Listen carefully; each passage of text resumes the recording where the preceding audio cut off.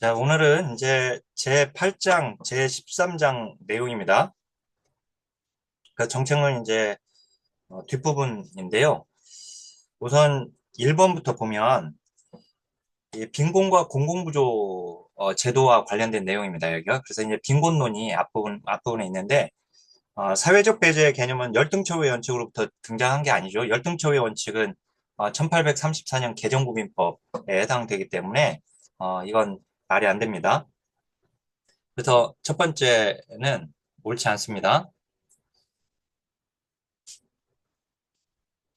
자, 그다음 두 번째, 사회적 배제는 빈곤박탈과 관련된 사회 문제를 나타내는 새로운 접근. 그래서 이제 사회적 배제는 신빈곤이죠? 신빈곤. 그죠? 그래서 이제 이건 맞는 거고.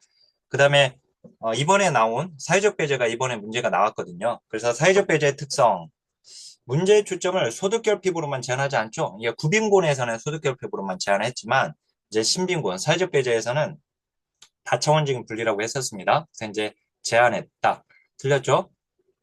자, 그 다음에 4번. 상대적 빈곤은 생존에 필요한 생활 수준이 최소한의 수준에 도달하지 못한 상태. 생존에 필요한 생활 수준이 최소한 수준에 도달하지 못한 것은 상대적 빈곤이 아니라 절대적 빈곤이죠? 네, 절대적 빈곤이라고 했어야지 돼요.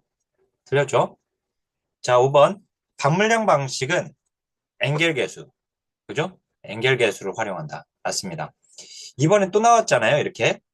이번에 어, 반물량 방식은 엔겔계수를 활용하여 빈곤선을 추정한다. 맞죠? 네. 자, 7번. 상대적 박탈은 인간의 기본적 욕구의 기존을 생물학적 요인에만 초점을 두는 것. 생물학적 요인에만 초점을 두는 것이 바로 절대적 빈곤입니다. 상대적 박탈이 아니라 절대적 빈곤. 아까 여기 이제 생존에 필요한 생활 수준이 최소한 수준에 도달하지 못한 거라고 이렇게 표현했는데 여기서 생물학적 요인. 이걸 이제 신체적 효율성이라고 하죠. 신체적 효율성. 절대적 빈곤은 신체적 효율성. 그러니까 그 신체가 죽지 않고 살아갈 수 있을 정도를 말을 하거든요. 그래서 생물학적 요인에만 초점을 둔다라고 하는 것은 절대적 빈곤이라고 해야지 돼요. 여기를 절대적 빈곤. 그래서 여기 틀렸고요. 자, 그다음 8번. 일반적으로 중위소득하고 평균소득 50%. 자, 중위소득 50%. 그다음 이제 평균소득 50%. 어떤 걸 이제 기준으로 빈곤선을 삼느냐에 따라서 이게 빈곤자의 수가 이제 달라져 버리는 거거든요. 근데 이제 자, 여기서, 평균 소득이 소득보다 높다고 그랬죠? 그래서 중위소득 기준 빈곤선은 평균 소득 기준 빈곤선보다, 아, 낮다. 그죠? 중위소득 기준 빈곤선이 낮다라고 했으니까 맞죠? 그죠? 낮다라고 했으니까. 자, 그 다음에 라이덴 방식은 제가 빛나덴이라고 했는데, 어, 라이덴 방식은, 주관적이죠. 그죠? 주관적 빈곤선입니다. 여기 상대적 빈곤선이 아니라, 여기 주관적 빈곤선. 여론조사 방식과 그 다음에 그 라이덴 방식은 주관적 빈곤선이라고 했어요. 틀렸고요. 이번에 또 나왔잖아요. 보면 라이덴 방식은 객관적 평가가 아니라 이거 주관적 빈곤선입니다. 예, 그래서 이것도 틀렸고요. 자, 11번. 타운샌드 방식은 상대적 빈곤선을 측정하는 방법이에요. 이건 맞아요. 그죠? 이거 맞고. 그 다음 이제 그래서 빈곤선 측정 방법, 이거 종류를 알고 있으라고 했어요. 절대적 빈곤선, 상대적 빈곤선, 주관적 빈곤선. 그죠? 그걸 이제 알아야지 이게 풀리는 거니까. 자, 그 다음에 이 빈곤율하고 이제 빈곤갭이 이렇게 시험에 나오거든요. 그래서 이 빈곤율은 빈곤선 이하의 사람이라고 이렇게 나오면 빈곤율이 아니죠. 빈곤갭이죠. 그리고 이건 이제 빈곤갭입니다. 그래서 빈곤갭은이라고 해야지 맞는 거예요. 틀렸고, 그다음 이제 빈곤갭이란 빈곤층 소득을 빈곤선까지 끌어올리기 위한 총비용을 말하죠. 그죠? 여기까지는 맞았는데 빈곤한 사람의 규모가 아니라 빈곤한 사람의 규모를 나타내는 것은 빈곤율이죠. 근데 이제 빈곤한 사람의 규모를 이 아니라 빈곤 개은 이거 빈곤한 사람의 빈곤의 심도죠. 규모가 아니라 심도입니다. 심도, 심도. 아셨죠? 심도. 그래서 여기 틀렸습니다. 자, 그다음에 로렌츠 곡선인데 로렌츠 곡선은 완전 평등선에서 완전 평등선은 대각선이죠. 그죠? 대각선에서 아래쪽으로 볼록할수록 그러니까 배가 볼록볼록 나올수록 이때 이제 그 불평등한 배라고 했어요. 그래서 이제 불평등함을 나타낸다라고 해가지고 평등이 아니라 그래서 틀렸습니다. 인격배가 아니라고 그랬어요. 이거 예, 그 불평등한 배라고 했어요. 자, 그다음에 15번 모든 개인이 동일한 수준의 소득을 가지고 있으면 완전 평등이죠. 이게 이제 완전 평등이 이렇게 되면 로렌츠 곡선은 대각선이 맞죠. 그죠? 예, 그래서 이거는 맞는 겁니다. 자, 그 다음에 진위계수는 최대값이 1이고 최소값은 0이죠. 그죠? 여기는 1은 맞았는데 여기가 지금 틀렸죠. 여기가 0이죠. 예, 0과 1 사이의 값을 가지니까 틀렸습니다. 자, 진위계수는 1에 가까울수록 불평등이죠.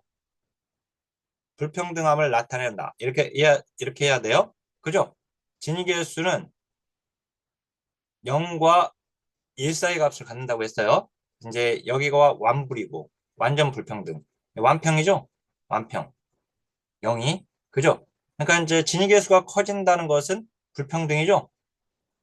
그죠? 커진다는 것은. 그 다음에 이제 작아지는 것은 0쪽으로 갈수록, 작아지는 것은 평등인 것이고요. 그래서 이제 여기 보면 0.4에서 0.3에서 0.4로 상승했으면 커진 거니까 불평등해진 거죠. 불평등이 완화된 게 아니라 심화된 겁니다. 그죠? 완화된 것이다. X. 틀렸습니다. 오히려 이제 심화된 거죠? 불평등이. 자, 그다음에 진위계수가 1일 경우는 완전 평등한 분배 상태를 의미한다가 아니라 0일 경우가 완전 평등이죠. 그죠? 네. 자, 그다음에 5분위 분배율하고 10분위 분배율 제가 10평 5분이라고 했는데 공식을 외우는 것도 일단 외울 수 있으면 외워야 합니다. 반드시. 근데 이제 우선은 10평 5불로 일단 이렇게 알고 있으면 좋아요. 10평 5불. 10평에서 10평에서 하룻밤 자는데 5불이다. 이렇게 10평 5불 해놓고 10분위 분배율이 커질수록 평등이거든요. 5분위 분배율이 커질수록 불평등이고. 근데 여기 보니까 5분위 분배율의 수치가 작을수록이라고 했으니까 클수록은 불평등이니까 작을수록은 평등이죠.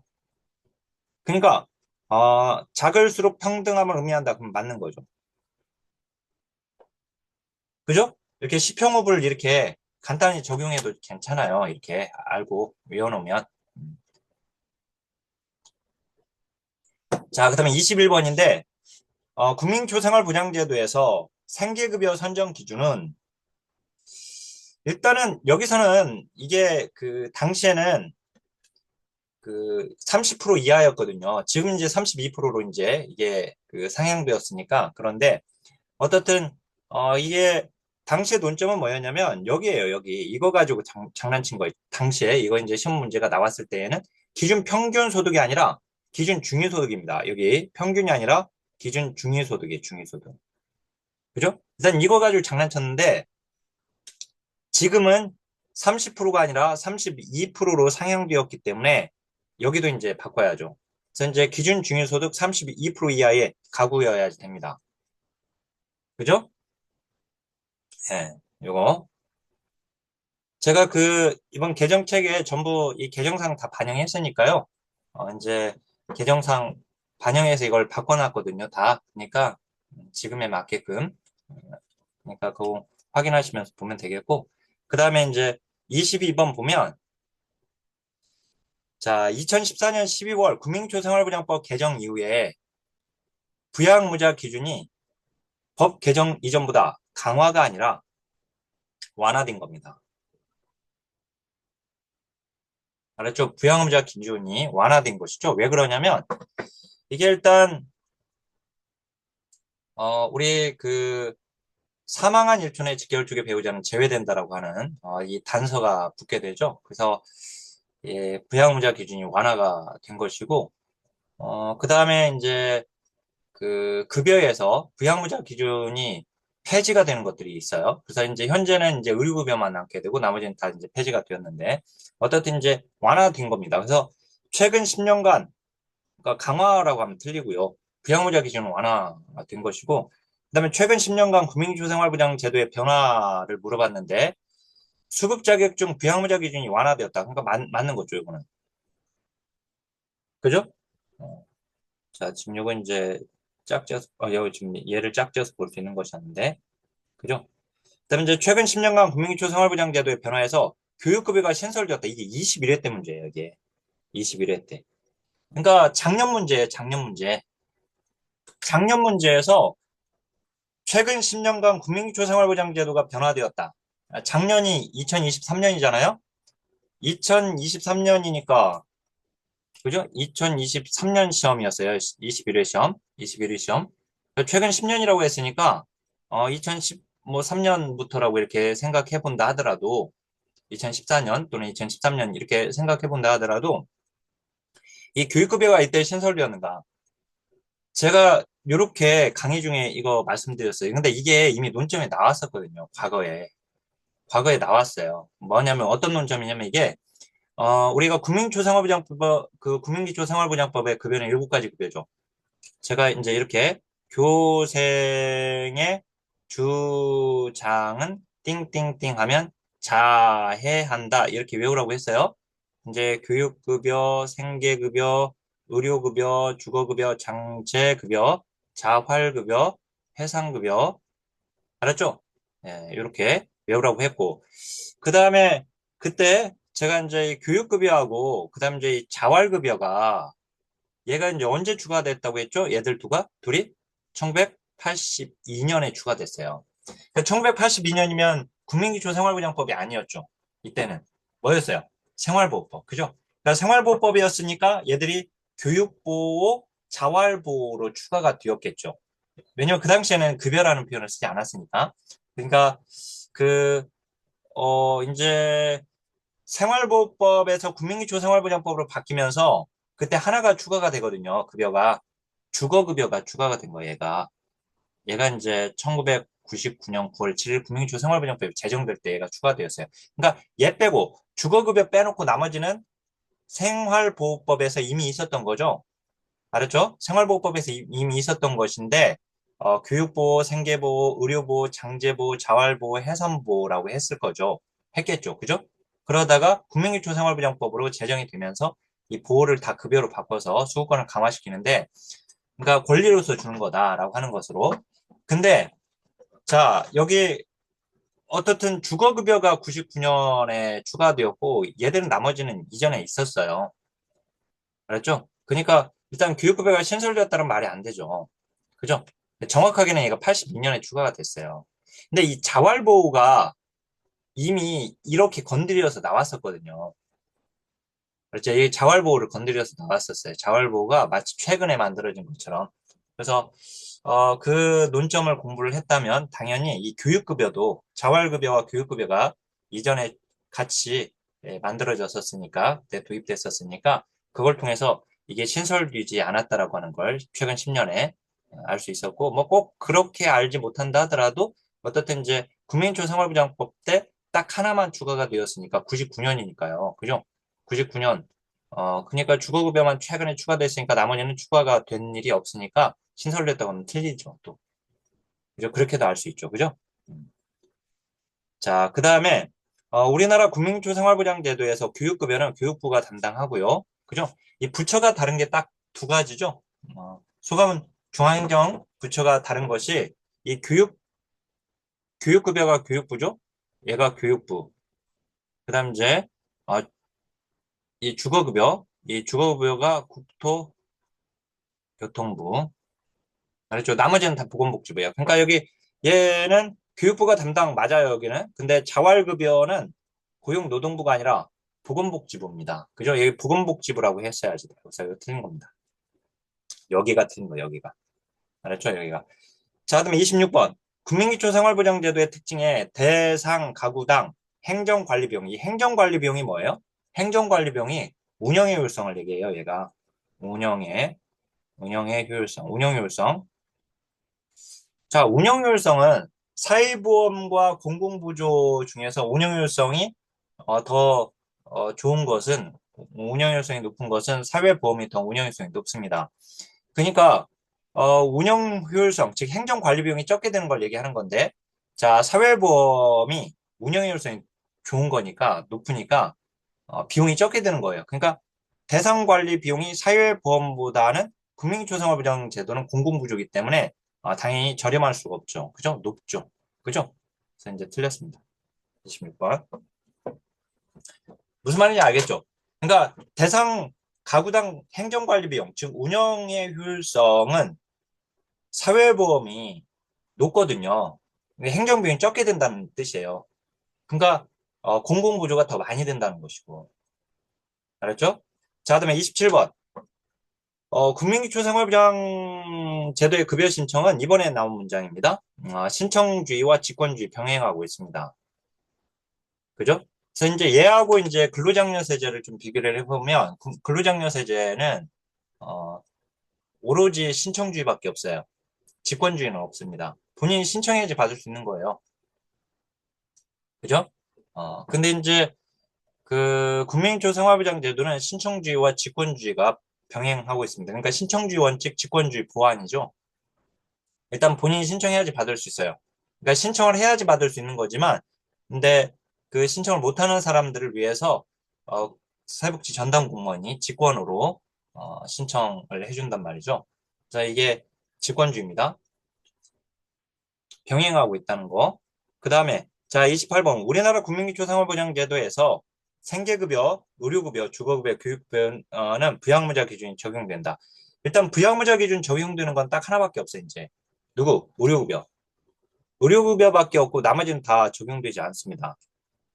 알았죠? 네. 자, 그다음에 29번. 국민기초생활보장제도. 자, 생계급여는 물론 이제 생계급여가 단서주문이 있긴 하지만 그건 이제 부양무자 기준을 어, 그 적용한다라고 하면 안 됩니다. 그 생계급여도 폐지되었다라고 알고 있어야 돼요. 아셨죠? 단서조, 우리 단서조문이 있는 걸 알고 있죠. 그 단서로 이렇게 달린 게 있긴 하죠. 그지만 어떻든 폐지됐다라고 이렇게 알고 있어야 하고. 그 다음 이제 그 29번. 국민기초생활보장제도 생계급여는 타인의 가정에서 위탁하여 실시할 수 있습니다. 맞죠? 맞아요. 자, 지금 이게 법제론의 영역이잖아요. 법제론과 지금 겹치는 부분이에요. 정책론과 법제론이.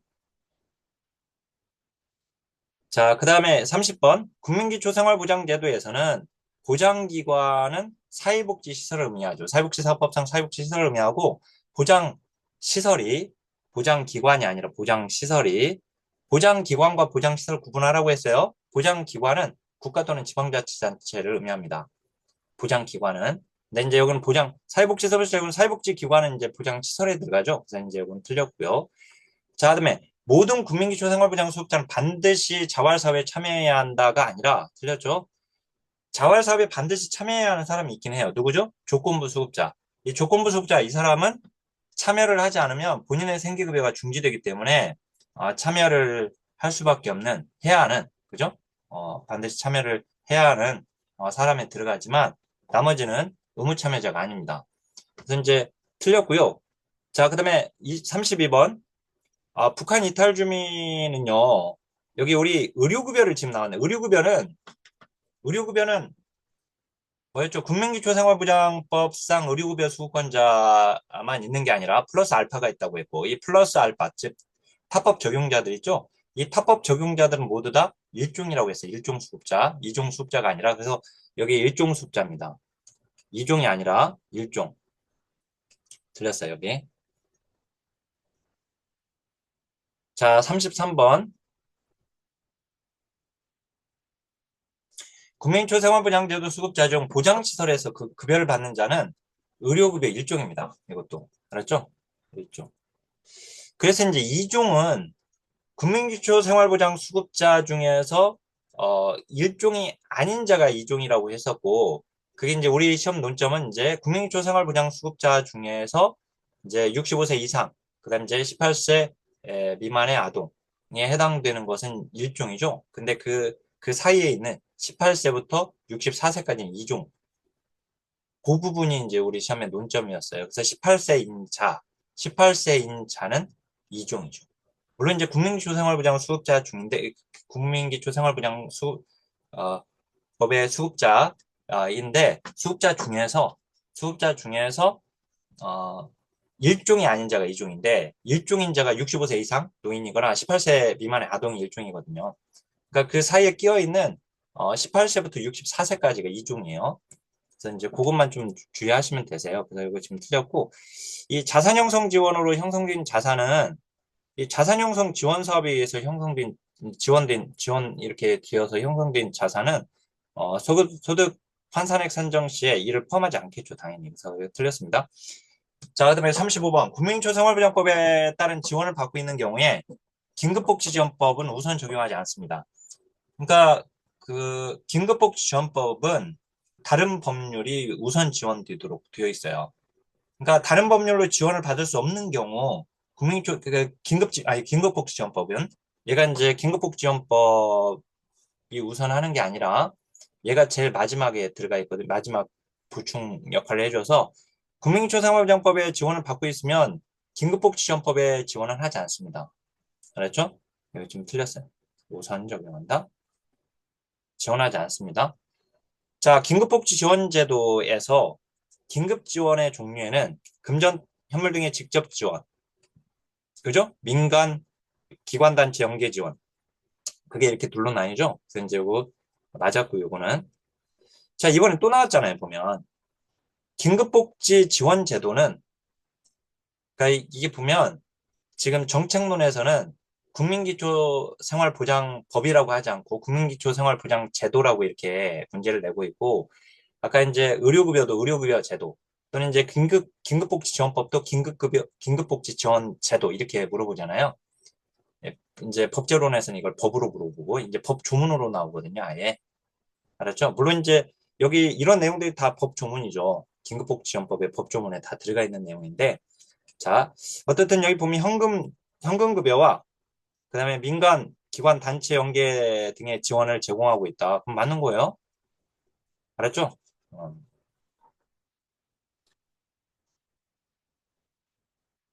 물론 여기 보면 금전 또는 현물 등의 직접 지원. 그죠? 그러니까 현금급여는 지금 금전을 얘기하는 거죠. 그죠? 그죠? 그다음에 이제 민간 연계 지원 이렇게 있는데, 자, 현금급여, 그다음에 현물급여도 있죠. 그죠? 현금, 현물급여 다 있습니다. 그리고 이제 민간 연계 지원도 있고, 그래서 이제 여기에 현금급여만 나와 있지만, 현금급여, 현물급여, 그다음에 민간 연계 지원, 이라고 하면 다 맞는 거예요. 알았죠? 자, 그다음에 38번 보면, 본인 및 배우자가 모두 기초연금을 지원받는 경우는 각각 연금액의 20%를 감액 지급하죠. 맞죠? 뭐예요, 이거? 기초연금법이죠? 기초연금법. 38번. 그 다음 이제 그 39번. 우리나라에서 시행 중인 소득보장제도 해가지고 이렇게 나왔어요. 장애 정도가 심하지 않은 장애는 장애인연금을 받을 수 없다. 이 장애인연금법이 나온 거죠, 이게. 그죠? 장애인연금법. 그래서 이 장애인연금법은 법제론에는 나오지 않거든요. 법 조문으로 나오지 않아요. 거기서 나온 적이 없어요. 지금까지 22회까지. 근데 그 이게 이제 공무원 시험에서는 장애인연금법이 아예 시험이 2번 나왔어요. 이전에 나왔다 최근에도 또 아예 한 문제가 나왔거든요. 그법 조문 자체가 시험에 나와버렸는데, 근데 우리 1급 시험에서는 이게 법 조문 자체는 시험에 나온 적이 없어요. 다만 이런 식으로 이제 정책론에서 자꾸 이런 식으로 나옵니다. 그래서 여기 이 장애인연금은 장애인연금법을 지금 얘기하는 거죠. 장애연금이 아니라 장애연금은 국민연금법의 급여 종류고 장애인연금이라고 하면 얘는 공공부조법입니다. 그래서 장애인연금법에서 급여 수급 자격은 어떻게 돼요? 18세 이상 중증장애인. 그죠? 18세 이상 중증장애인이 중증장애인이니까 장애 정도가 심하지 않으면 장애인연금 받을 수가 없죠. 맞죠? 중증 장애인만 받을 수 있는 거니까 장애 정도가 심해야지 받을 수 있는 것이죠. 그죠? 네. 자, 그다음에 우리나라 근로장려세제, 즉 근로장려금을 지금 얘기하는 것인데요. 자, 근로장려금은요. 이거 조세특례 제한법에 규정되어 있는 제도이고 2006년에 도입되었죠. 그다음에 2009년에 시행되었다라고 했었어요. 그죠? 2006년에 미국의 EITC 제도를, 즉 근로장려세제를 그 도입한 것이고 우리나라에 그게 이제 조세특례 제한법에 규정이 된 겁니다. 그게 개정되면서 2006년에 도입되었고, 그다음 이제 그것이 근로장려금이 우리나라에 최초로 지급된 것은 2009년이거든요. 그죠? 예. 어, 근데 어떻든 이 조세특례 제한법은 기획재정부입니다. 부처, 보건복지부라고 하면 일단 안 되고 부처가 기획재정, 이 고용노동부라고도 또 나온 적이 있어요. 기획재정부예요. 수감부처는 일단. 그래서 이건 일단 틀렸고요. 그다음에 신청주의 직권주의 혼용되지 않습니다. 신청주의만 있어요. 얘는. 신청주의만. 아까 이제 국민기초생활보장법은 신청주의와 직권주의가 그 이게 혼용되어 있었죠. 신청주의 원칙, 직권주의 보완으로 두 가지를 병행하고 있었지만 여기서는 병행하지 않습니다. 신청주의만 있습니다. 그래서 이거 틀렸고요. 자, 이번에 이게 나왔는데요. 사업자는 근로장려금 받을 수 없다가 아니라 받을 수 있습니다. 이 근로장려금은 소득과 재산이 일정 금액 미만이어야겠죠. 당연히 소득과 재산이 이제 적어야 하니까. 그죠? 근데 근로자가 받는 거죠, 일단. 근로자. 그 다음 이제 종교인이 받아요, 종교인. 근로자와 종교인. 그 다음 또 하나가 이제 사업자예요. 이제 근데 이 사업자에서 사업자도 받을 수 있어요. 근데 사업자 중에 전문직은 제외예요. 저 전문직을 제외한 사업자 중에 이제 사업자는 받을 수 있는데, 어, 그 전문직인 경우는 이제 제외된다라고 하는 거. 이제 이거는 어떤 틀렸습니다. 사업자 받을 수 있어요. 근로자, 사업자, 종교인 이렇게 받을 수도 있는 겁니다. 자, 이게 이제 빈곤과 공공부조제도 우리나라 5대 공공부조법. 그다음 이제 그 조세 정책으로서 이 근로장려세제까지 이게 시험에 나온 여기가 이제 어, 그러니까 공공부조 제도죠. 그다음 이제 여기 사회보험 제도, 즉 사회보험법이 이제 또 뒤에 나옵니다. 이렇게 사회보험법. 자, 우리나라 사회보험 방식의 공적연금. 이 공적연금이라고 하면 공적연금은 제가 이제 이거 공적연금은 공식처럼 국민연금 플러스 특수직역연금이다. 맞죠? 이 특수직역연금 공군사 그다음에 별정우체국 이렇게 그래서 이제 어 공적연금 그러니까 그다음에 이제 이 공적연금은 사회보험에 포함이 됩니다. 알았죠? 공적연금 모두 사회보험에 들어가는 거예요. 자, 44번. 공적연금에서 국민연금이 가장 먼저 시행되었다가 아니라 공무원연금이 가장 먼저 시행되었죠. 공무원연금, 공군사 이렇게 공무원연금, 그다음 군인연금, 그다음에 사립학교 교원연금. 이 사립학교 교원연금법이 이제 사립학교 교직원연금법으로 바뀐 건 이제 2000년에 바뀐 것인데, 그다음에 이제 국민연금이니까 그 별정우체국은 시험에 안 나오니까 공군사 국민연금 이렇게 알고 있어야 돼요. 그래서 공무원연금, 군인연금, 사립학교 교원연금, 그 다음에 그 국민연금 이 순이죠 순서가. 그래서 이제 가장 먼저 된 것은 이제 공무원연금입니다. 그래서 이제 틀렸고요. 자, 그다음에 적립 방식에 비해서 부가 방식이 인구 구성의 변동에 더 취약하다. 어, 재정 운영 방식에서 우리 이제 공적연금의 재정 운영 방식에서 적립 방식에 비해서 부가 방식이 인구 변동이 더 취약하죠? 그죠? 부가 방식은 이렇게 한다. 그림 이렇게 그리라고 했죠? 현재의 근로 세대들이 현재의 노령 세대들한테 주는 것인데, 그죠? 어, 즉 현재의 노령 세대, 은퇴 세대들에게 줘야 할 급여의 총액을 결정하고 현재의 근로 세대들한테 n분의 1로 부과시킨다고 했습니다. 부가 방식이에요. 그죠?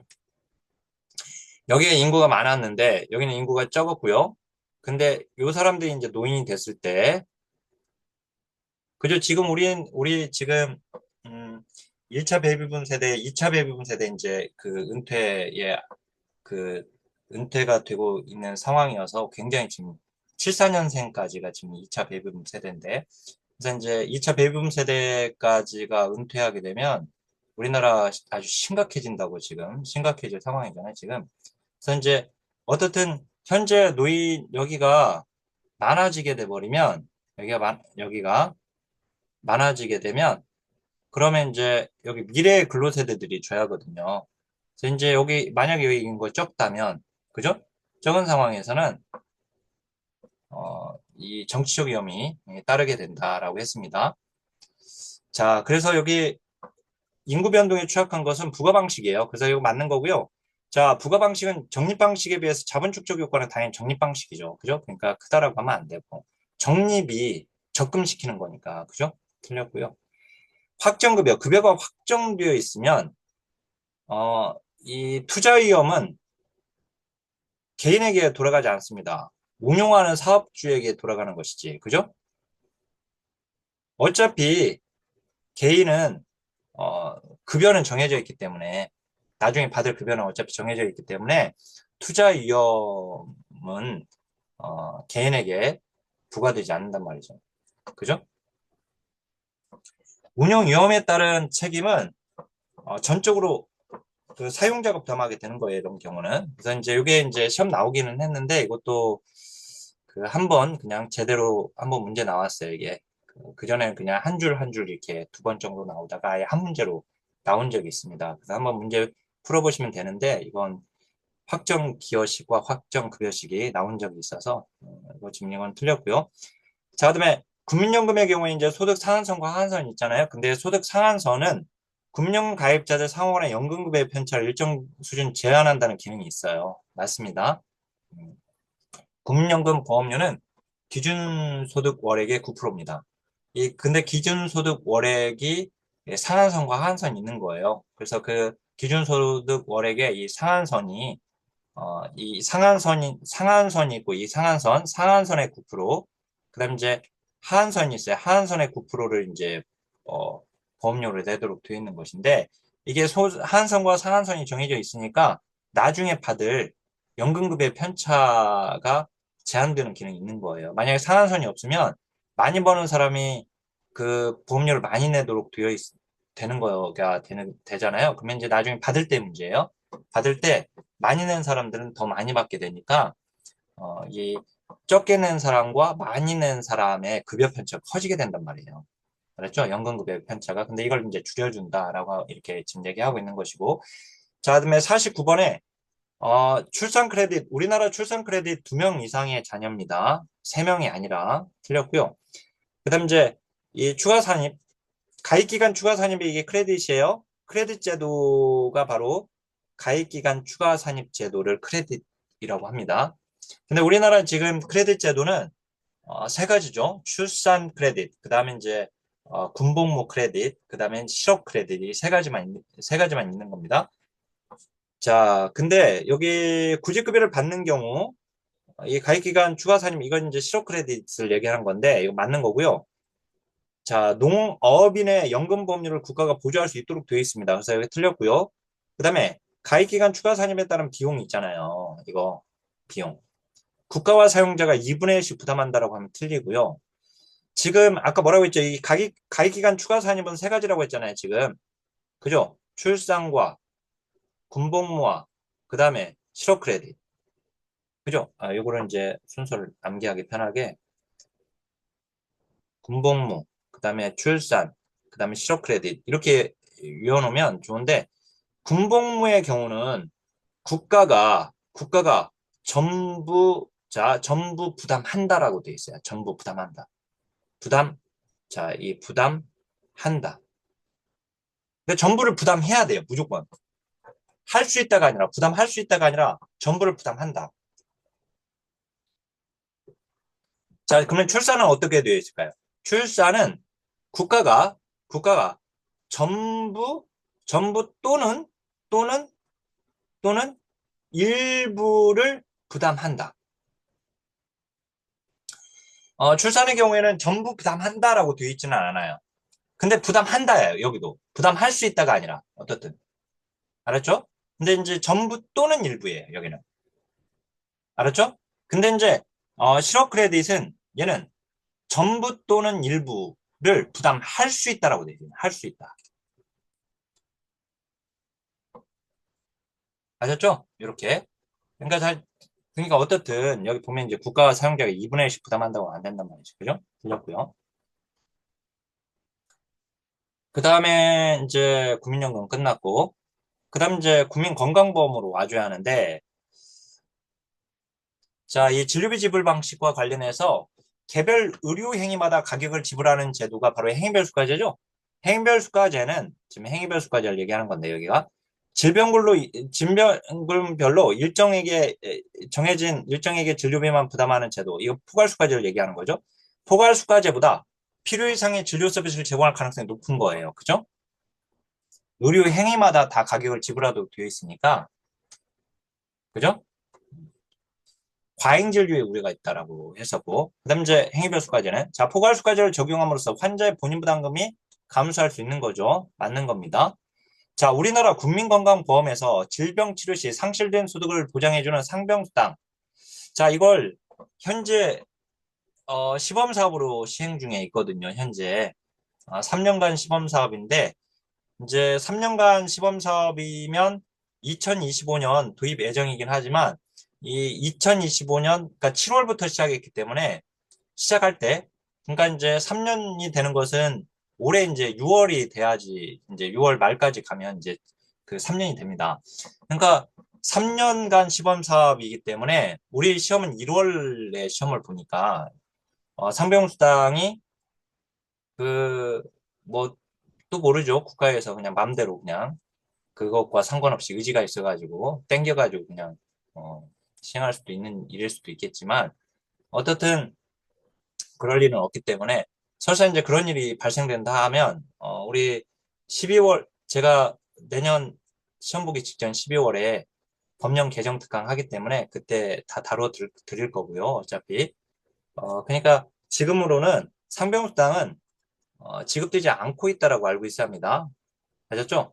그러니까 시범 사업으로 지급되고 있는 시범 사업으로 일부 지역에서 전국적으로 지급되고 있는 게 아니라 알았죠? 그러니까 지급되지 않다라고 하는 것이 맞는 문장인 거예요. 알았죠? 근데 이제 시범 사업으로 지급되고 있다. 이 일부 지역에서 시범 사업으로 지급되고 있다. 그러면 이제 맞는 거고 그거는 알았죠? 전국적으로 시행되고 있는 건 아니고 그래서 이제 이거는 그러니까 지급되지 않고 있다 그러면 이제 맞는 거죠. 이거는 맞는 문장이다. 55번. 자, 이거 주의하시고요. 그 다음에 이제 국민건강보험제도의 현금급여. 일단 현금급여를 물어봤잖아요. 현금급여. 일단은 요양급여는 현금이 아니죠. 그러니까 지금 여기서 요양급여는 그 국민건강보험의 급여의 종류에 들어갑니다. 요양비도 급여의 종류는 맞아요.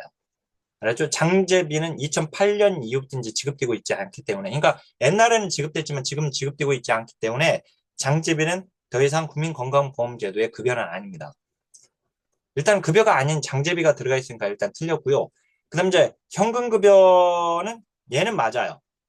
얘는 맞는데 얘는 틀리죠. 얘는 현물급여니까. 요양급여는 현물급여예요.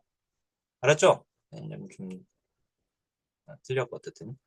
자, 그 다음에 국민건강보험 제도에서 월별 보험료의 총 체납 횟수가 6회 이상이면 제한이 됩니다. 알았죠? 이거 맞는 거고. 자, 그다음에 국민건강보험제도. 건강보험료는 수직적 소득 재분배 기능을 하지 않는다 하면 우리가 사회보험은 수평적 재분배로 이렇게 알아놨잖아요. 외웠잖아요. 이게 소득 재분배에서 공부할 때 공공부조는 수직적 재분배라고 했고 하지만 이 사회보험도 수직적 재분배 기능을 합니다. 안 한다고 하면 안 되고 그래서 이제 건강보험료가 수직적 재분배 기능을 합니다. 수평적 재분배인데요. 그죠? 사회보험 이제 수평적 재분배지만 수직적 재분배 기능을 합니다. 왜 그러냐면 건강보험료는 소득 재산 차등 부과하죠. 그죠? 차등 부과예요. 차등. 그러니까 이제 어쨌든 많이 버는 사람은 많이 냅니다. 그죠? 근데 급여를 주는 것은 똑같이 줘요. 내가 감기 걸렸는데 병원 갔을 때 그 내가 보험료 많이 낸다고 나한테 더 좋은 약 주지 않습니다. 똑같은 약 주는 거예요, 그냥. 그죠?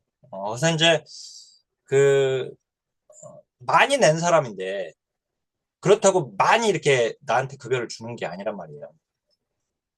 그렇기 때문에 거기서 차등 부과하고 있는데 균등급이에요. 급여는. 그래서 소득 재분배기능이 있는 거기서. 그랬죠? 자, 그 다음에 여기 지금 틀렸고요. 그래서 국민연금이나 그 다음에 그러니까 사회보험 전체가 다 수직적 소득 재분배 기능이 있습니다. 알았죠? 이게 산재나 고용의 경우에 그 사업주가 부담하는 것을 뭐라고 하냐면 자본으로부터 노동으로의 수직적 재분배라고 해요. 그거를. 그다음에 이제 국민연금의 경우에는 그 A 플러스 B가 있거든요. 그죠? 이 상수 곱하기 A 플러스 B. 그 A가 바로 이제 소득 균등 부분이잖아요. 그죠? 거기가 바로 소득 재분배 기능이에요. B는 이제 소득 비례 부분이고. 그죠? 네. 자, 그다음에 자, 59번. 국민건강보험공단의 회계연도는 정부 회계연도와 이제 같습니다. 자, 그다음에 요게 이제 이번에 얘 때문에 이제 전환정답 처리가 돼버린 건데요. 옳은 문장을 고르라고 했어요, 이번에. 그래서 이제 국민건강보험의 직장가입자 보험료는 노사가 2분의 1씩 부담하지만 여기까지 맞았죠. 근데 사립학교 교직원의 경우에 국가가 20% 부담한다. 일단은 사립학교 교직원의 경우는 국가가 20% 부담한다라고 했단 말이죠. 근데 여기서 이제 이 교직원이 이제 이 교직원은 교원과 직원으로 나뉩니다. 그래서 이 교원인 경우는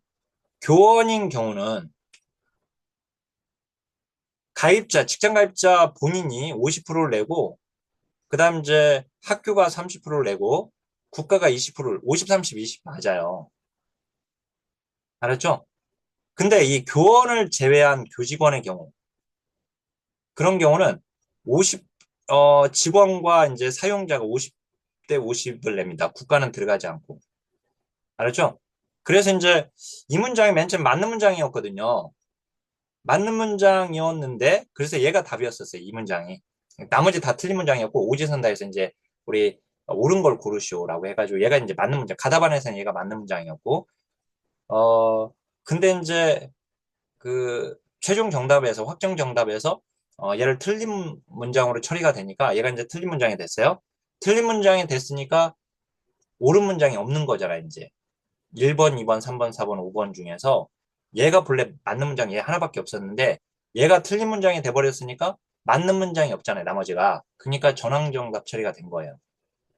알았죠? 그렇게 된 건데 어떻든 이제 우리가 이제 여기서는 알아야 할 것은 교원인 경우는 50, 30, 20이고 그다음 이제 이 교원을 제외한 직원인 경우, 이 직원인 경우는 어 그 직장 가입자 본인이 이제 50%, 그다음 이제 사용자가 학교 경영자가 50%. 여기선 국가는 들어가지 않는다. 자, 그 다음에 우리나라 노인 장기요양보험. 자, 65세 이상 노인은 소득 수준과 관계없이 적용 대상자예요. 그죠? 65세. 그다음 이제 65세 이상, 그 다음에 65세 미만인 경우도 노인성 질병을 가지고 있으면 대상자가 되는 것이고요. 자, 그 다음에 노인 장기요양보험에서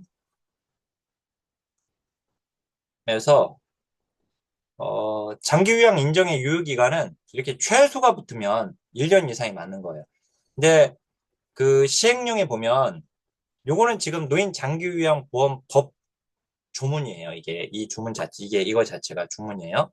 근데 노인 장기요양보험법이 있고 노인 장기요양보험법 시행령이 있고 노인 장기요양보험법 시행 규칙이 있는 건데 그 시행령에 보면 이 법의 시행령에 보면 장기요양 인정의 유효기간은 2년으로 한다라고 되어 있어요. 거기는.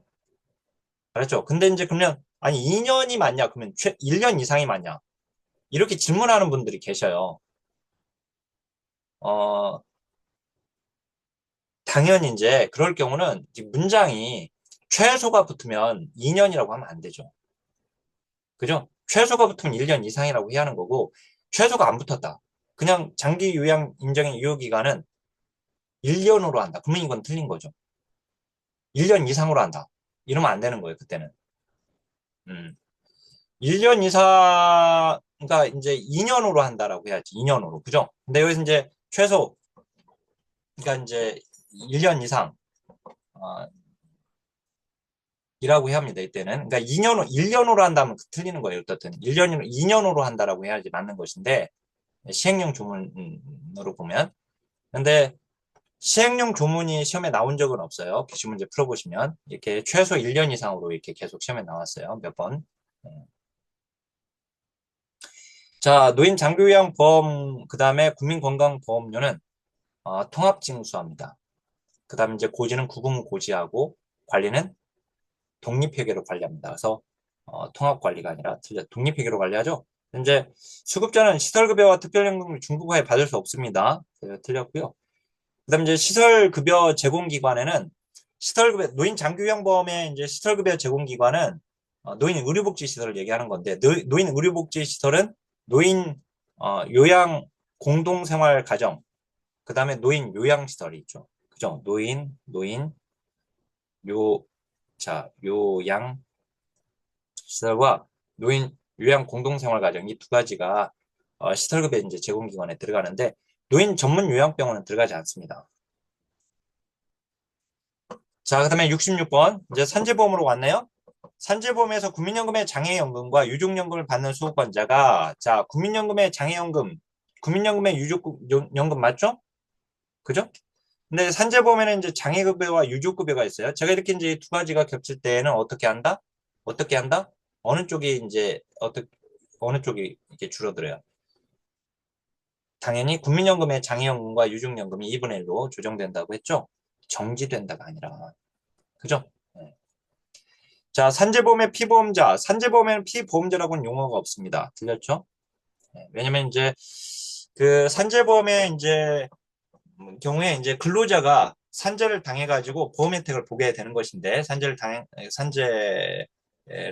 당한 경우에 그러니까 이제 사실상 이제 보험 혜택을 받은 거니까 근로자가 피보험자다라고 말할 수는 있겠지만 근데 그러지는 않는다. 왜냐면은 이 피보험자 근로자가 이제 그 보험 혜택을 보는 이유는 재해보상 책임이 전적으로 그 사업주에게 있기 때문에 이제 어, 그 보험 혜택을 보는 것입니다.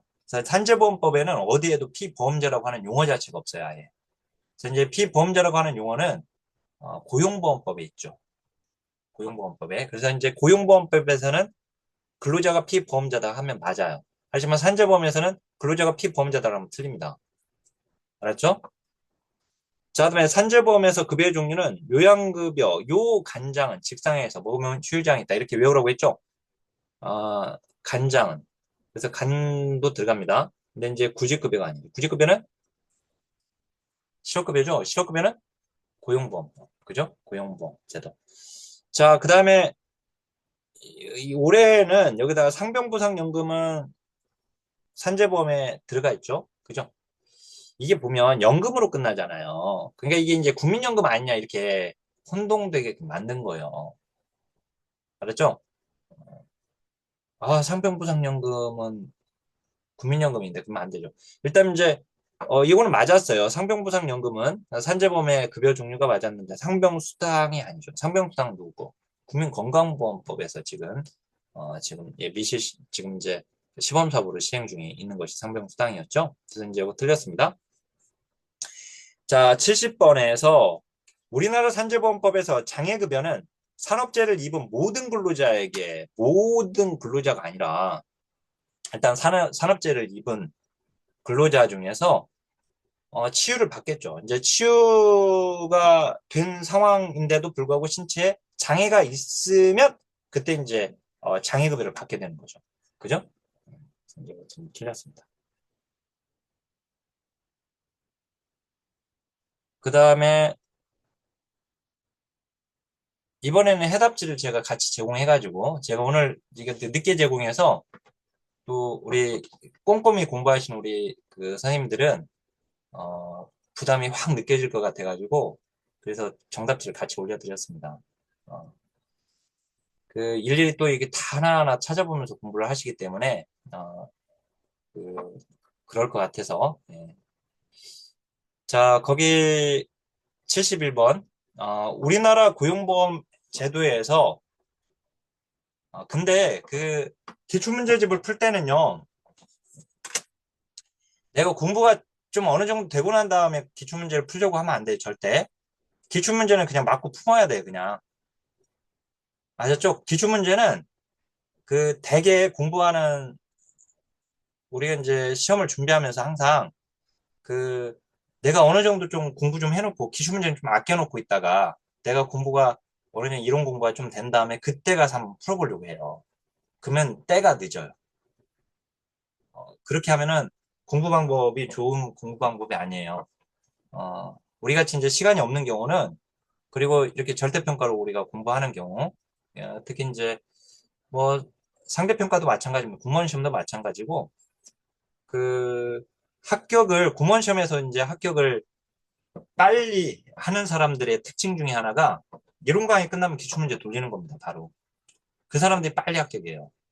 실제 그 조사해가지고 이전에 노량진가에 이렇게 이제 학원가에 공무원 수험가에 그런 이런 조사 결과 자료들을 이렇게 어, 이렇게 그 수치 이렇게 보여준 신문들이 있었는데 어떻든 이제 빨리 합격하는 사람들의 특징이 기출문제를 빨리 보는 거예요. 그래서 그 이거는 실제 그렇습니다. 그래서 그 빨리 봐야 돼요.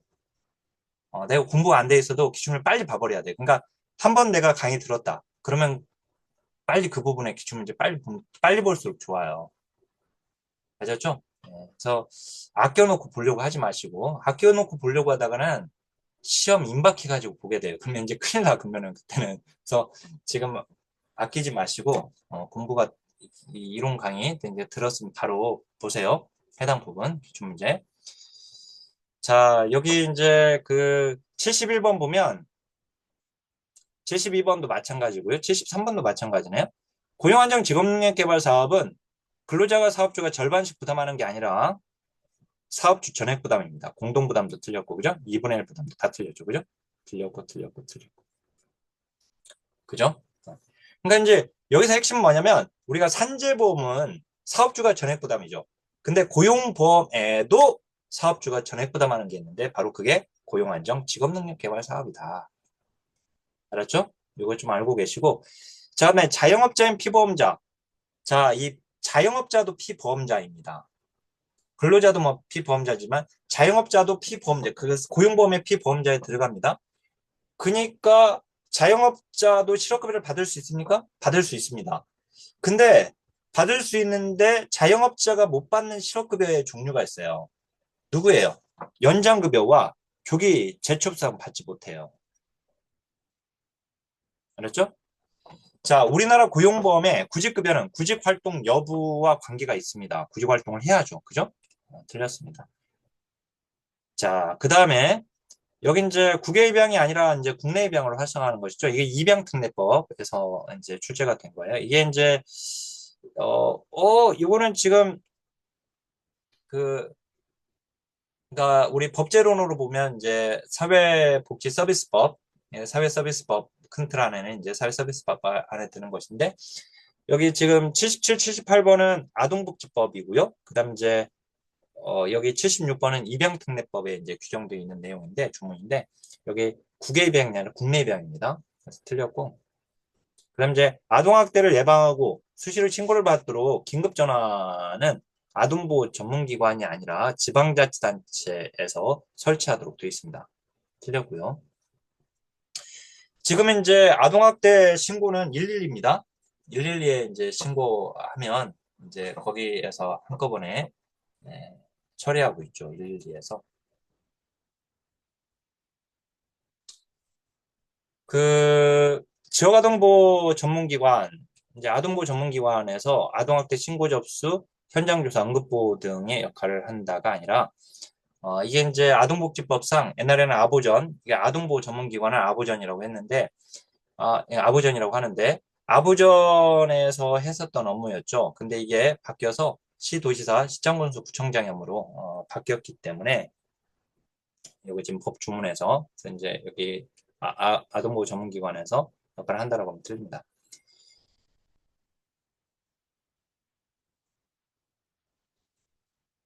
자, 그 다음에 79번. 그리고 이제 우리 아동복지법에 이제 아동 대상 금지 행위가 있어요. 우리 통합이론서에 보면 그 이번 개정책에는 다 반영을 했고요.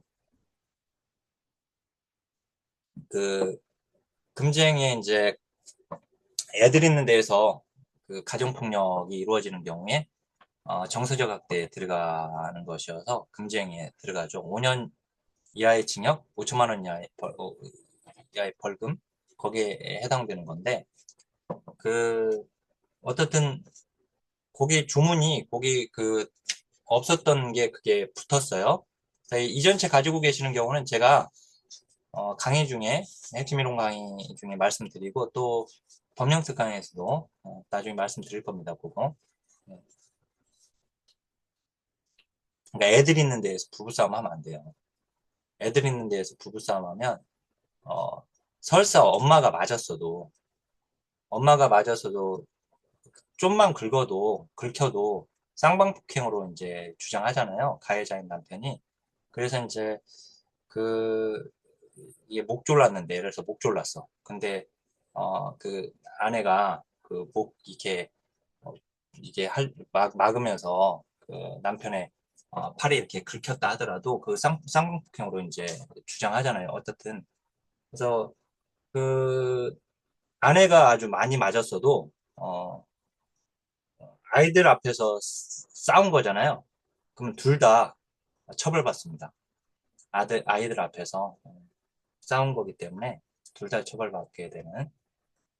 그리고 이제 거의 그 어, 아무리 많이 맞았어도 쌍방폭행으로 이렇게 또 상대방이 주장하게 되고. 자, 거기 보면 79번 보면 이제 사회적 배제는 결과적 상태죠. 결과적 상태.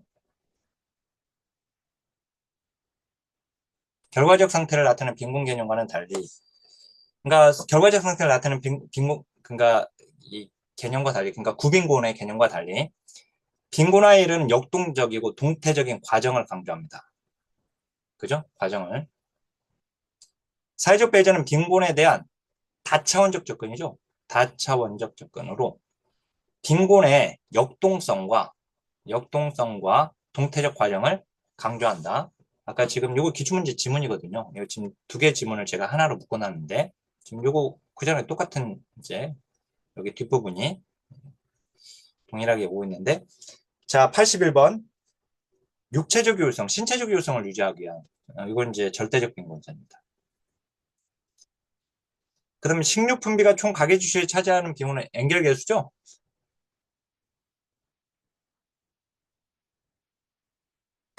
엔겔 계수. 자, 중위소득 50%를 빈곤 선호로 책정할 경우에 사회 구성원 99명을 소득액 순으로 나열했을 경우에 딱 가운데 있는 사람이거든요. 그래서 50번째 사람의 소득이 중위소득이 됩니다. 그죠? 중위소득. 그다음 이제 84번 타운샌드 방식은 상대적 박탈 개념이에요. 상대적 박탈. 그 다음에 85번 빈곤율이 빈곤의 규모, 그 다음에 빈곤의 심도는 빈곤갭이죠. 빈곤갭.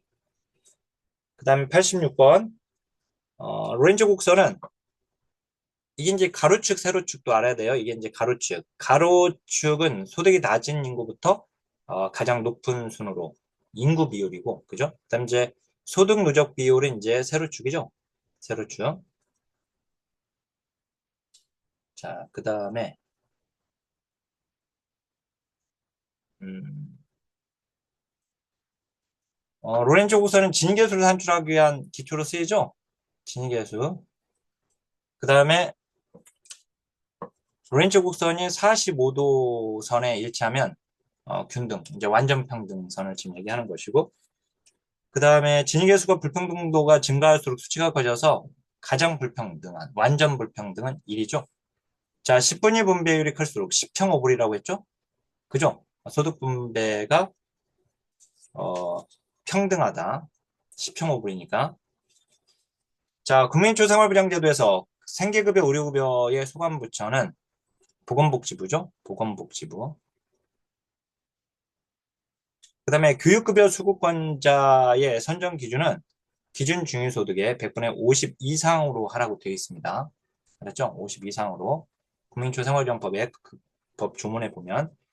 자, 그 다음에 93번 국민초생활부장 급여는 개별급여, 자, 개별 가구를 단위로 하죠. 개별 가구를 단위로 하고 필요하다고 인정하는 경우에는 가구 단위로 실시할 수 있습니다. 가구 단위로. 의료급여 사례관리 제도는 의료급여 수급권자의 건강관리, 그 다음 이제 적정 의료 이용을 위한 상담. 현재 그 이용료 절감과 관련된 제도를 고르라고 하는 문제가 나왔는데 그때 이제 이게 의료급여 사례관리 제도가 같이 보기 지문에 같이 떴습니다. 그래서 이 정의를 좀 제가 여기다 넣어놨고 그다음에 이번에 이제 그 요게 나온 건데요. 아까 제가 OX 문장에 집어넣지는 않았는데 긴급복지 지원 제도는 일단 단기 지원 원칙이고요. 그다음에 선지원 후심사 원칙이에요. 그다음에 이제 다른 법률 지원이 우선하도록 되어 있어요. 우선 원칙. 그다음에 가구 단위입니다. 근데 이번에 이게 나왔어요. 여기가. 그러니까 여기 지금 세 가지 단기 지원 원칙, 그다음에 다른 법률 우선의 원칙, 그다음에 여기가 이제 여기를 틀리게 나왔어요. 선심사 후지원이라고 해서 얘를 바꿨어요. 여기를. 선심사 후지원이 아니라 선지원하고 후심사입니다. 그러니까 위기 상황에 처한 사람에 대한 신고가 들어오면 긴급지원 담당 공무원이 이제 현장을 확인하고 이제 긴급지원 그 필요성이 있을 때 먼저 우선 지원을 해주는 거예요. 먼저 지원해주고 나중에 소득 계산 이런 조사를 해가지고 적정성 심사를 하는 겁니다. 알았죠? 선 지원해주고 심사하는 거예요. 자, 그다음에 이게 96번이 이게 개정된 거거든요. 그래서 제가 근데 이렇게까지 나올 거라고 생각을 못 했는데 이게 개정된 거거든요, 작년에. 그래서 제가 그 작년 법률 특강에 요 개정 사항으로 이걸 다루기는 했는데 근데 아예 요게 나와버렸어요, 문제. 어, 생계급여 지원은 최대 6회 지원이고 의료급여 지원은 최대 2회. 그 다음에 주거급여는 최대 12회. 그 다음에 복지시설 이용 은 최대 6회 지원입니다. 그래서 이제 여기와 여기를 빈칸 처리해놓고 얘를 합산한 걸 고르도록 했었어요. 답은 이제 8이 답이었었습니다. 이쪽에 나왔었고 자, 우리나라 근로장려세제는 기획재정부입니다. 기획재정부가 주무부처이고 자, 그 다음 이제 매년 수입총액과 지출총액이 균형을 이루도록 하는 거. 이걸 수지균형이라고 하죠. 수지균형. 매년. 그렇죠? 이 수지균형은 부가방식이죠. 부가방식. 93번에 93번에 아, 여기 가구 단위니까 개별 가구. 여기 이제 가구 단위인데 여기 이제 개인 단위로 실시할 수 있다. 그래서 여기 개별 가구라고 아까 했었죠. 개별 가구. 이제 여기 가구 단위로 실시하는 것인데 근데 개인 단위로 실시할 수 있다. 이 얘기입니다. 네. 자, 그 다음에 여기 국민연금 크레딧 제도 중에서 군복무하고 아까 출산 있잖아요. 군복무 출산 크레딧이 2007년이에요. 2007년. 실업 크레딧이 2016년입니다. 그래서 우리 시험에 이게 뭐가 나왔냐면 우리나라 국민연금 크레딧 제도 중에서 가장 최근에 시행된 것은 무엇인가? 이렇게 답이 물어봤거든요. 답은 이제 당연히 실업 크레딧이 답이었겠죠. 그죠? 근데 보기 지문에 여기 군복무, 출산, 실업, 그다음에 지금 우리나라에 시행되지 않는 것을 두 개를 그냥 임의로 만들어 놓고 이 중에 고르도록 했어요. 그렇죠? 우리나라 일단은 연금 크레딧 제도는 연금 크레딧 제도는 즉 가입기간 추가 산입 제도는 세 가지밖에 없어요. 알았죠? 군복무, 출산, 실업. 근데 아까 이제 재정은 또 어떻게 부담한다고 했죠? 국가가 군복무는 전부 부담. 전부 부담한다. 그죠? 출산은 부담한다는 맞는데 할 수 있다가 아니라 부담한다는 똑같은데 전부 또는 일부를 국가가 부담한다. 그리고 실업 크레딧은 전부 또는 일부를 국가가 부담할 수 있다. 지원할 수 있다. 이렇게 되어 있는 거예요. 알았죠? 얘는 할 수 있다. 얘는 둘 다 한다. 무조건. 근데 얘는 전부를. 그죠? 얘는 전부 또는 일부를. 알았죠? 이렇게. 그 다음 이제 100번으로 가면은요. 국민연금 제도에서 군복무자에게 노령연금 수급권 취득 시 6개월을 가입기간으로 추가 산입해 줍니다. 6개월을. 자, 그 다음 이제 국민연금 가입기간을 계산할 때 연금보험료를 내지 아니한 기간은 가입기간에 산입하지 아니하는데 다만 사용자가 근로자의 임금에서 기여금을 공제하고 연금보험료를 내지 아니한 경우에는 그 내지 아니한 기간에 2분의 1에 해당하는 기간을 근로자의 가입기간으로 산입합니다. 1개월 미만인 기간은 1개월로 한다라고 하는 거. 자, 그다음에 진료비 지불 방식 포괄수가제는 이게 이제 2012년에 시행된 거거든요. 알았죠? 7개 질병군에 한해서 2012년에 전국적으로 시행된 것은 2012년이다. 알았죠?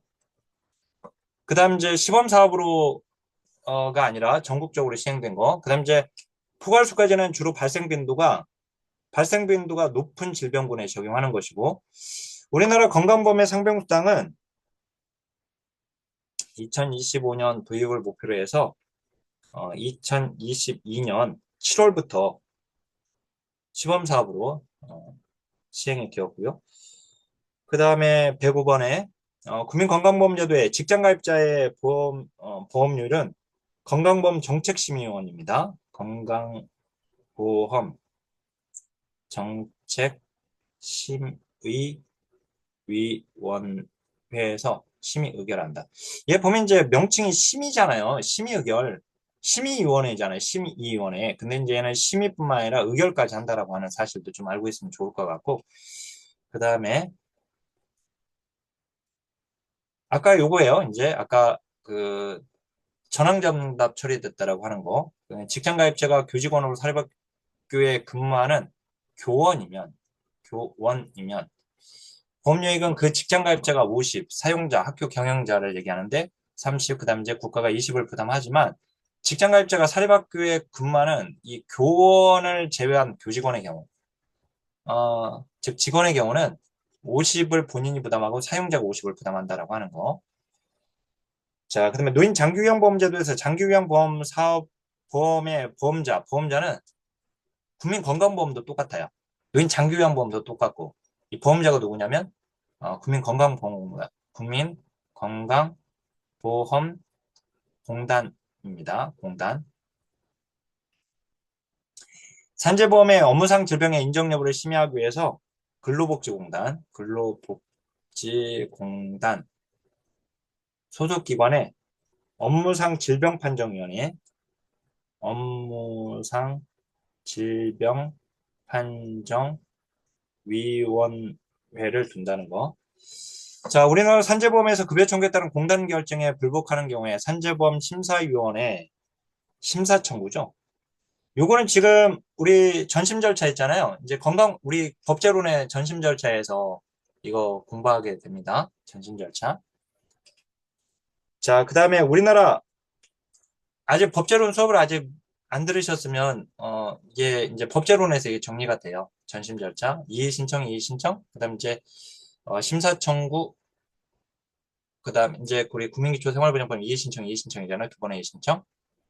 근데 이제 5대 사회보험에서는 국민건강보험만 빼고 나머지는 심사 청구, 재심사 청구이고 국민건강보험만 이의 신청, 두 번째 심판 청구죠. 그죠? 이렇게 그거 이제 외우는 건 거기서 외워야 하고 우리나라 산재보험에서 보험료는 그 계산보험료와 그다음 이제 확정보험료로 보험료를 정산합니다. 확정보험료, 계산보험료, 확정보험료. 우리나라 고용보험제도에서 구직급여의 수정급여 일수는 보험 가입 기간과 연령에 따라 120일에서 270일까지입니다. 근데 자영업자인 경우에는 연령은 고려하지 않습니다. 보험 가입 기간만 고려합니다. 그래서 이게 공무원 시험은 이것도 논점으로 시험에 냈어요. 자영업자가 보험 가입 기간만 따진다는 거. 연령은 따지지 않는다는 거. 알았죠? 여기 이제 보험 가입 기간만, 연령은 고려하지 않고, 그래서 여기는 120일에서 210일입니다. 자, 우리나라 고용보험제도에서 실업신고를 한 이후에 질병부상, 출산으로 취업이 불가능하여 구직활동을 할 수 없는 경우에 상병급여를 지급하도록 되어 있어요. 상병급여. 그래서 이제 요거 헷갈리면 안 되는 것이 우리가 건강보험에서 지금 하기 위해서 지금 시범사업 진행 중인 것은 걔는 상병수당이고 얘는 지금 고용보험에서는 상병급여인 것이고. 알았죠? 이 용어 헷갈리면 안 돼요. 건강보험의 상병수당이고 걔는. 지금 얘는 이제 고용보험에서는 상병급여예요, 얘가. 여기까지 해서 이제 정책론 OX 문장 지금 다 다뤘습니다. 지금 이것도 지금 1시간이 넘어서서 넘어섰네요. 그, 이게 이제 시간을 1시간으로 줄일 수 있으면 이렇게 네이버에 올릴 거고, 이게 줄일 수 없으면 유튜브에 이것도 올리도록 하겠습니다. 자, 그러면, 지금 녹화로 들으시는 선생님들, 계속해서, 이제 시험, 우리 지금 현재 강의하고 있는 시점이 지금 8월인데요. 이게 지금 언제 들을지 모르겠지만, 우리가 지금, 이 강의는 지금 8월 5일입니다, 오늘. 그러니까, 지금 엄청나게 지금 뜨겁잖아요. 지금 폭염 쪽에서 공부하는데 여러 가지로 어려움이 있으시겠지만, 8월은 금방 지나갑니다, 또. 금방 이게 지금 지나가면 이제 9월로 들어가니까 10월에 공고문 나온다고 했죠? 그러니까 얼마 남지 않았어요. 그리고 시험 날짜가 우리가 현재 지금 수능은 다음 주 화요일이 100일 남는다고 하더라고요. 수능 시험은. 근데 우리는 지금 현재 159일, 오늘 159일 지금 남았어요. 그러니까 지치시더라도 공부 시간을 뭐 1시간만 확보할 수 있어도 1시간이라도 공부를 하셔야지 돼요. 반드시 1시간 가지고 공부가 되냐 성에 안 차니까 시간을 더 많이 확보할 때 내가 공부해야겠다고 공부를 안 하는 것보다는 지금 짬짬이 공부를 무조건 해야 하거든요. 그래서 짬짬이 공부를 반드시 하시길 바라겠습니다. 이제 다음 시간에는 행정론 이제 수업 진행할게요. 자, 그러면 먼저 파이팅하고 강의 마무리 짓겠습니다. 녹화 종료하겠습니다. 하나, 둘, 셋, 파이팅!